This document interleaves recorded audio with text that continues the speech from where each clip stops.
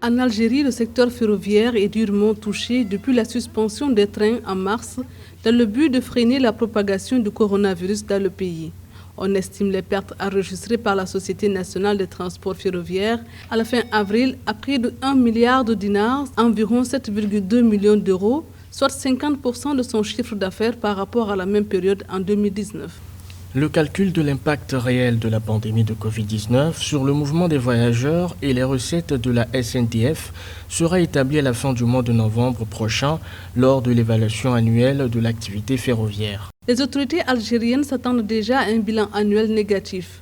En opération normale, la société estime à plus de 4 milliards de dinars, soit 29 millions d'euros, son chiffre d'affaires annuel résultant du transport de marchandises et du transport de plus de 34,5 millions de passagers à raison de 240 trains par jour. En ce qui concerne le sujet de l'Algérie, je pense que nous savons tous que l'Algérie est un pays qui a une économie fermée.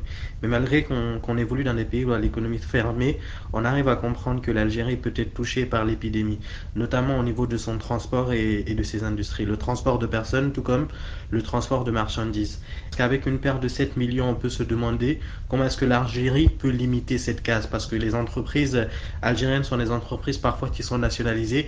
Donc peut-être qu'il faut comprendre une intervention de l'État pour limiter cette perte économique pour les entreprises algériennes et pour la croissance algérienne. Sur demande du Premier ministre Abdelaziz Djerad, la société procède actuellement à l'évaluation des pertes subies pour la soumettre au gouvernement pour sa prise en charge. Mais la valeur des pertes ne cesse d'augmenter.